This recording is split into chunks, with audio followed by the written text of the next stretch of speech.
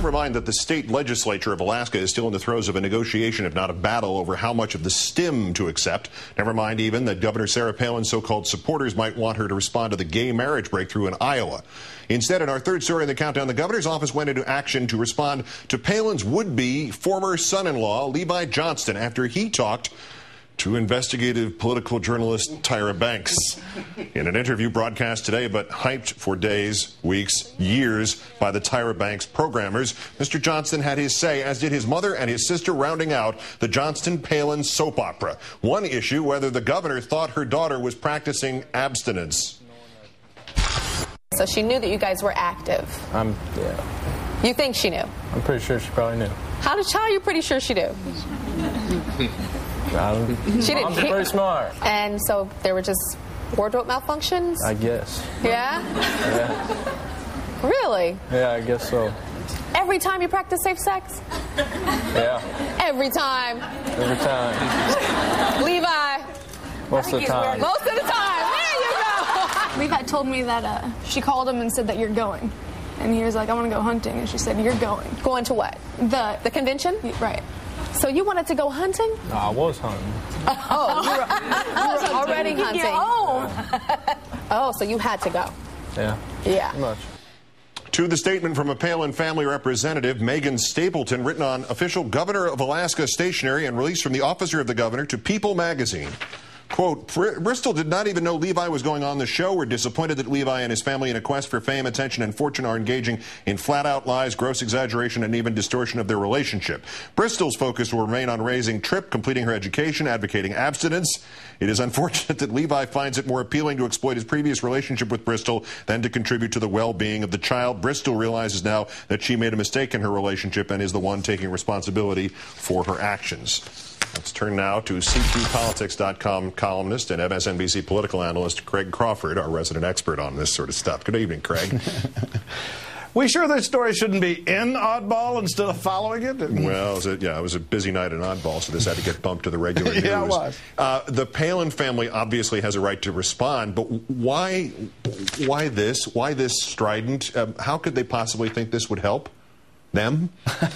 Well, I guess it's soap operas like Guiding Light are going off the air. The stories like this, we don't need fake soap operas. I think Sarah Palin is convinced that these cultural type stories just keep her in the news, and they certainly do that.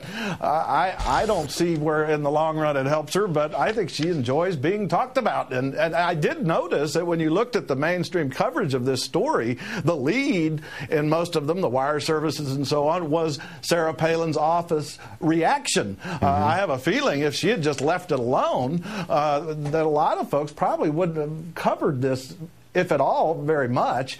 So she did manage to make it a bigger story by reacting, and particularly reacting so stridently. Well, then again, in the pecking order of Levi Johnston, his family, Tyra Banks, and the governor of Alaska still will come out ahead. She still will be the lead, her reaction, right? I mean, we haven't diminished the office that much. Yeah, even in a press release to People magazine. Yes, right. Very good. Now, but in that press release, there is another plug for abstinence and for her daughter being an advocate for abstinence, even though it evidently didn't do her any good whatsoever and it didn't work. Is there some... What is it? Is it the governor sees this as a political opportunity, or is there a teachable moment of some sort in line with her conservative views, or does she just not realize what happened? Did the birds and bees need to be explained to her? Right. Well, the thing about abstinence doesn't work if you don't abstain. Yeah. And I think she is keying into sort of the conservative values component of this whole story. I had the interesting experience of growing up in Central Florida among a lot of politically active evangelicals, and I always found that the whole sinner and redemption cycle is something that works with that crowd. They will forgive politicians. The old line, love the sinner, hate the sin. Unless you disagree with their politics. But as long as they agree with your politics, they tend to be pretty forgiving. She could get into a debate with Dan Quayle about single motherhood, if you remember what he said about Murphy Brown. Yeah.